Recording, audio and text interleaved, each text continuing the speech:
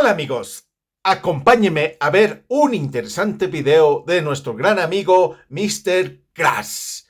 Hizo un interesante video de la batalla que está llevando México contra Ecuador. ¿Quién está ganando? Si te gustaría saberlo, acompáñeme, vamos a verlo. Hay líneas en el derecho internacional que no deben cruzarse. Is indeed without any legal basis. Ecuador demanda a México. México no les sorprende la denuncia de Ecuador. Hace unas horas, tanto el gobierno de México como el gobierno de Ecuador se presentaron en la Corte Internacional de Justicia de La Haya. Esto evidentemente para dar seguimiento a lo que pasó con la embajada, la irrupción de la embajada de México, esto evidentemente en Quito, Ecuador. Vamos a ver cómo comenzó todo, porque de hecho debes de saber que esto no empezó el 5 de abril, sino que de hecho empezó desde diciembre del año pasado. Posteriormente vamos a ver qué presentó cada uno de estos países, cómo se defendió México, cómo presentó su caso y por otro lado, cómo se está defendiendo Ecuador, quién se defendió mejor, quién presentó un caso más profesional, quién se ve más fuerte, quién se perfila para poder ganar este juicio, ya que de hecho en el video pasado les conté que México iba ganando sin recurrir a la violencia, pero lo que no les conté es que sí mandó un ejército de abogados, todo esto para defender la soberanía mexicana, ya que si nosotros todos juntos como humanos dejamos que esto pase sin mayor castigo, cabe mencionar que esto podría ser un precedente para que no solamente Ecuador e Israel, sino muchos otros países comiencen a hacer esto, y eso sería un completo caos. Así que listos, comenzamos. Muy bien, muy interesante. Número 1. Antecedentes. ¿Cómo se comenzó todo esto? Para comenzar rápida y brevemente, debes de saber que todo esto comenzó desde el año pasado, justamente cuando el actual presidente Noboa, después de ir quinto en las encuestas sin perfilarse para ganar, subió al segundo puesto cuando Villavicencio fue abatido en Quito. Es así como Noboa da la sorpresa y queda junto con la candidata Luisa González como punteros para la segunda ronda. Y es así como todo mundo culpa a la candidata sobre el caso de Villavicencio, y esto termina por llevar a la presidencia a Noboa. Después de esto, como México y Ecuador siempre han sido amigos, el presidente de México, Andrés Manuel López Obrador, en octubre felicitó al nuevo presidente, y hasta aquí todo iba muy bien. Sin embargo, por ese entonces también Glass, el ex vicepresidente, después de cumplir unos años en prisión por temas de corrupción, entonces se le concedió continuar su pena en libertad condicional, y es ahí cuando justamente en diciembre del año 2023 pide asilo en la embajada mexicana y es aceptado. Esto basándose en el artículo 4 de la Convención de Caracas, donde el gobierno asilante tiene la potestad para determinar si da asilo político o asilo diplomático, lo cual debes de saber que es muy diferente. Sin embargo, hasta aquí, según palabras de Alicia Bárcena, secretaria de Relaciones Exteriores en México, ambos países estaban en plática sobre qué procedería con Jorge Glass. Por un lado, México, al revisar todos los documentos del caso, decidió dar asilo político, mientras que Ecuador solicitaba que fuera entregado. Todo esto para poder cumplir su pena, y lo que se planteaba hacer era darle asilo, todo esto mientras se determinaba si Ecuador tenía razón. Entonces, aunque estuviera asilado en México, se le extraditaría a Ecuador. Ellos podían acudir al esquema de extradición, porque tenemos un acuerdo de extradición. Y hasta aquí todo iba bien. Sin embargo, lo que terminó por romper el globo de agua fue que de hecho en una mañanera el 3 de abril, donde el presidente mexicano puso como ejemplo a una candidata ecuatoriana que iba a la cabeza. Sin embargo, se le hacía muy extraño que ella iba ganando hasta que ocurrió lo de Villavicencio, quien era el candidato que atacaba más a la candidata, y que después de eso Noboa llegaría al poder. Y fue justamente ahí donde comenzó todo, pues inmediatamente el gobierno de Ecuador declaró non grata a la embajadora Raquel Serur, quien se encontraba en Ecuador desde el año 2019, y solamente unas horas después Jorge Glass esperaba su salvoconducto por parte de Ecuador, todo esto para volar de Ecuador a México, pero eso ya no pudo ser posible porque el presidente ecuatoriano ordenó el arresto inmediato del ex vicepresidente, y es así como llegamos a lo que todos conocemos. Número 2. Paz a la mexicana. Entonces, por lo que vemos, no estaban muy bien las cosas en Ecuador desde antes de que fuera presidente Noboa, ¿sí?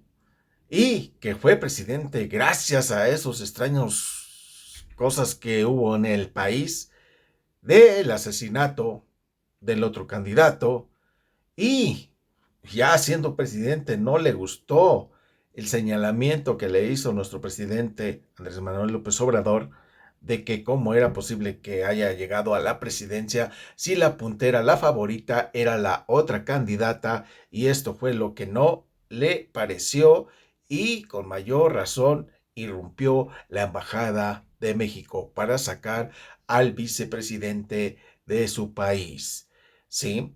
Entonces, ahí creo que se le nubló la mente, se le nubló la cabeza y hizo una barbaridad, un terrible error. Seguimos.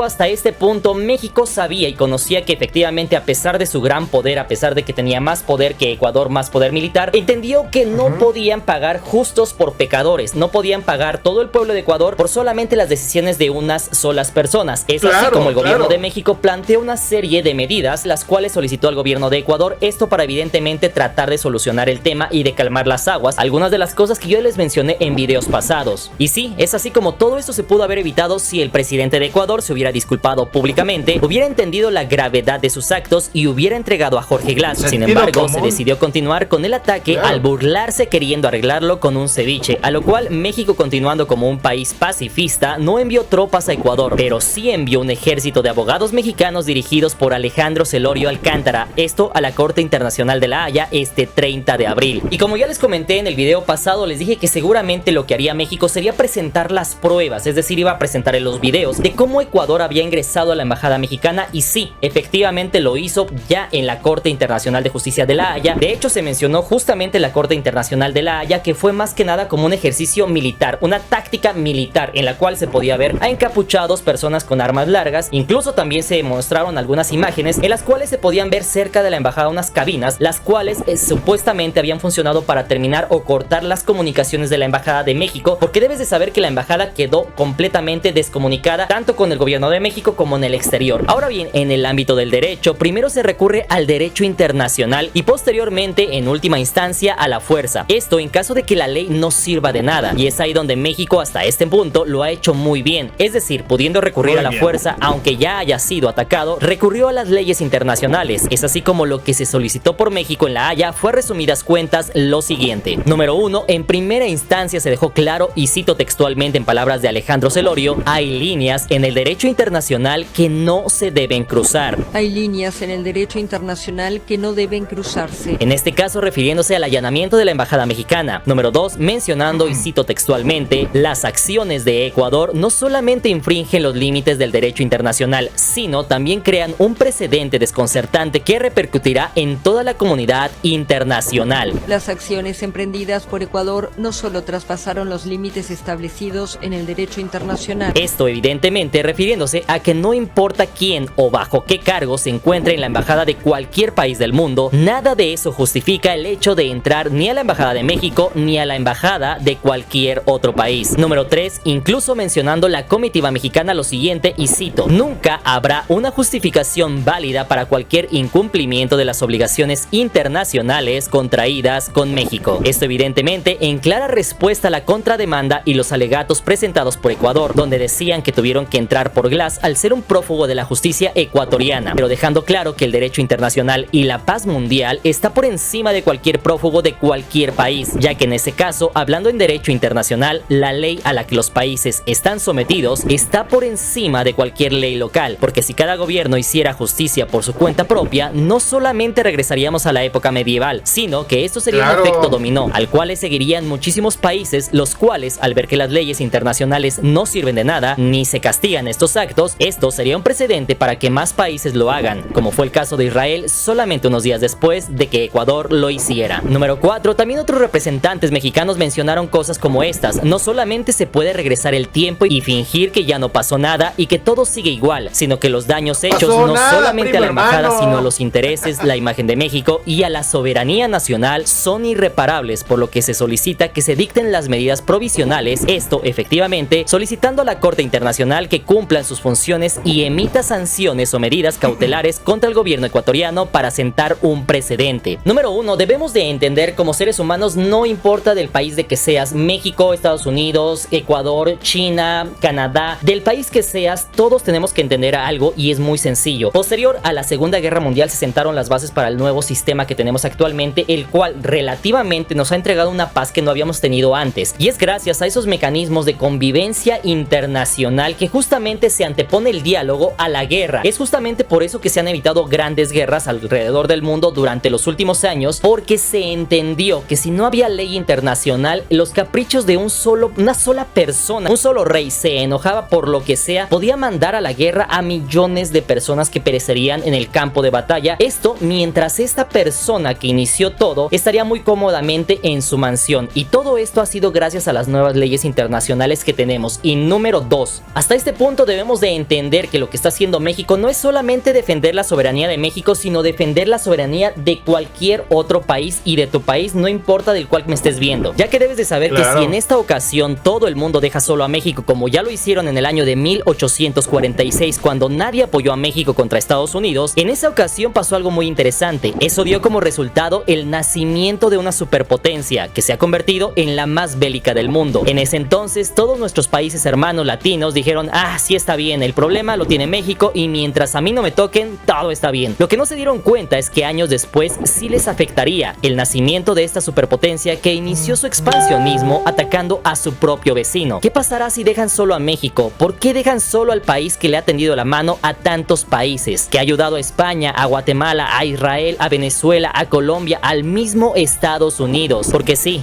de hecho, si México hubiera querido, créanme que en la guerra civil estadounidense, Estados Unidos no fuera lo que es actualmente. Entonces, ¿por qué creen que los estadounidenses celebran la batalla de Puebla del 5 de mayo más que nosotros? De hecho, América le debe mucho a México, y en vez de que aprecian a México, todos los países quieren que México caiga. Y a todo esto, ¿qué va a pasar entonces en la Corte Internacional? ¿Qué pasará si la Corte Internacional no hace nada? En esta ocasión, ¿qué monstruo nacerá? Porque no podemos olvidar que no importa lo que pase, México siempre renace y siempre es bendecido por Dios. Así que aquí yo les pregunto, ¿estarías de acuerdo que hoy ataquen a México, pero que el día de mañana sea a tu país y a tu familia? Todo el mundo quiere cuidar a otros países, pero uno de los países que más deben cuidar es a México, porque este es el país que siempre cuida a los demás.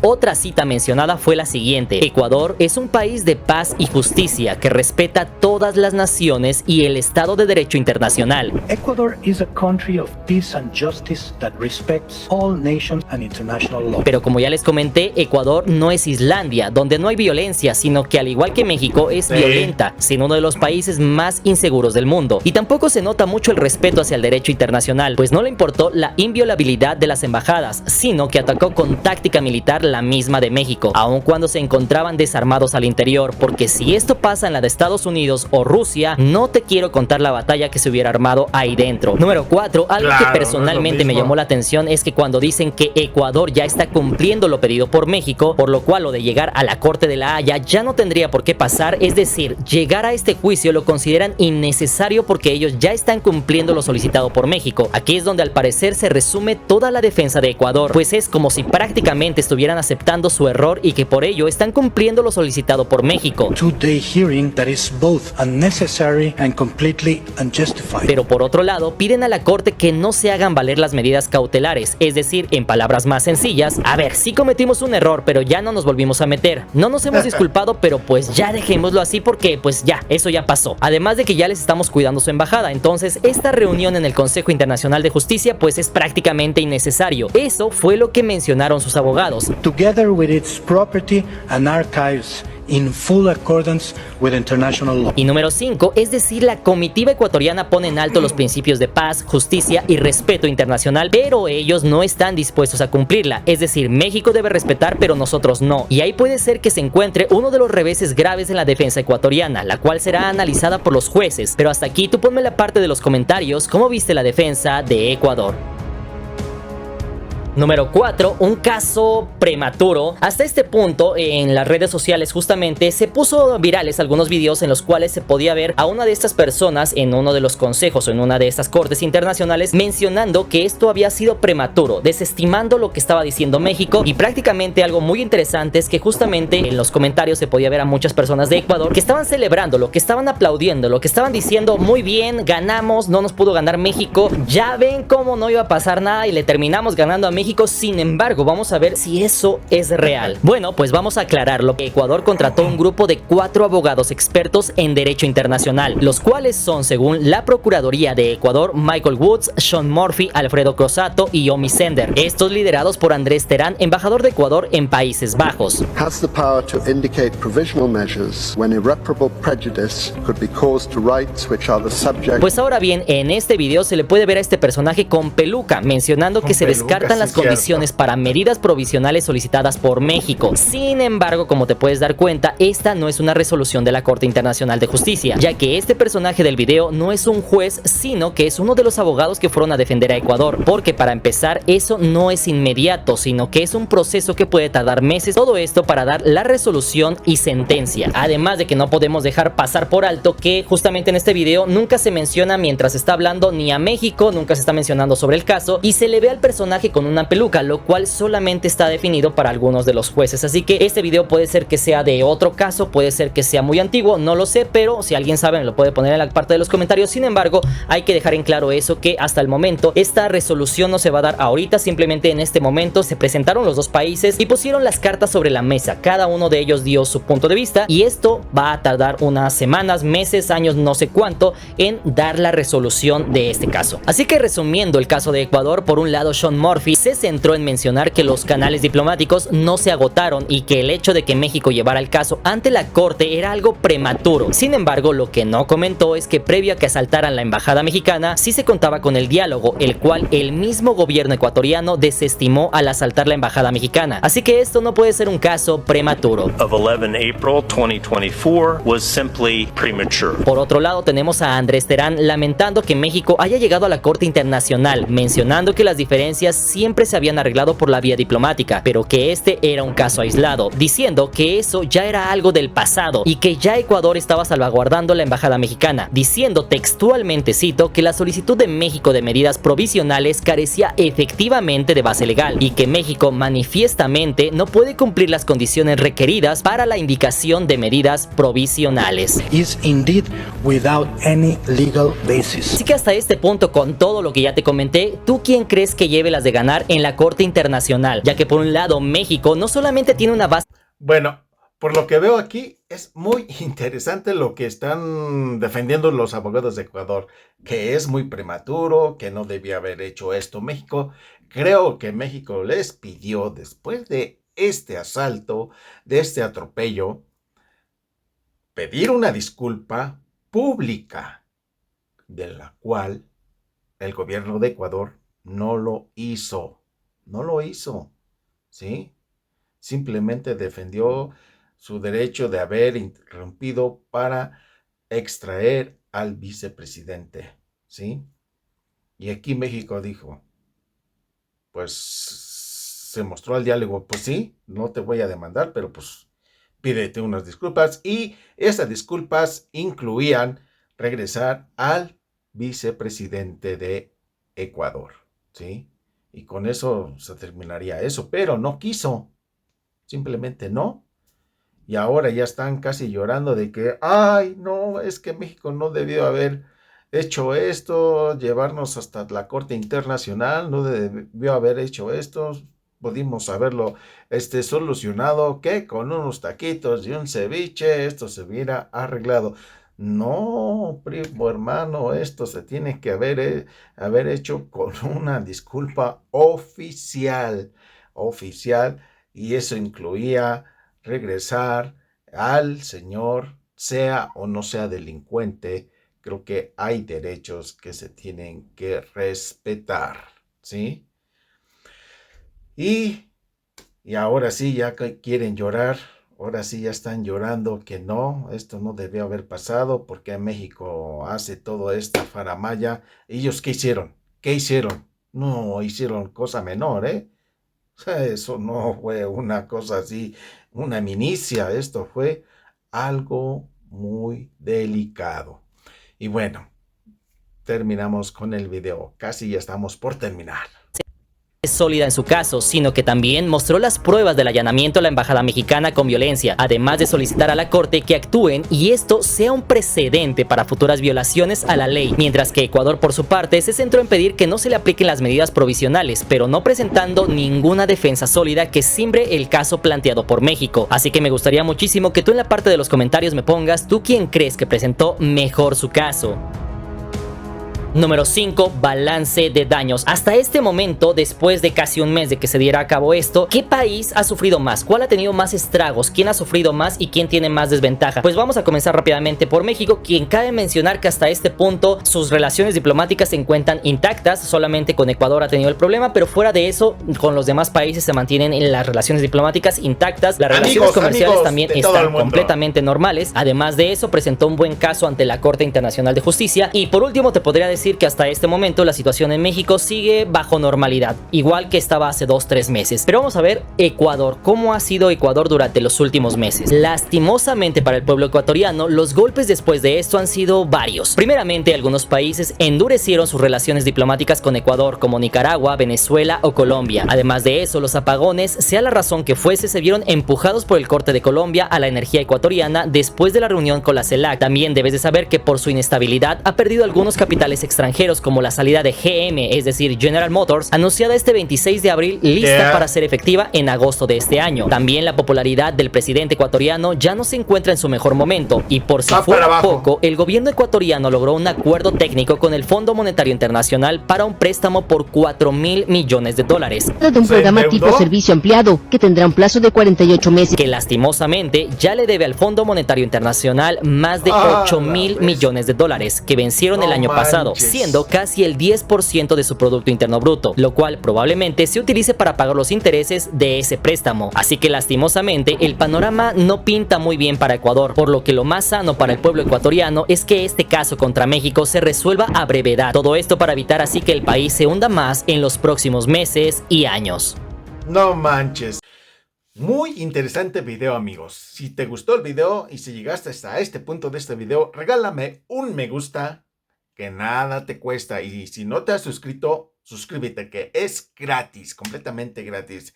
Y sin más, se despide su gran amigo Goyito y les mando un gran abrazo y nos vemos en otro próximo video. Bye bye.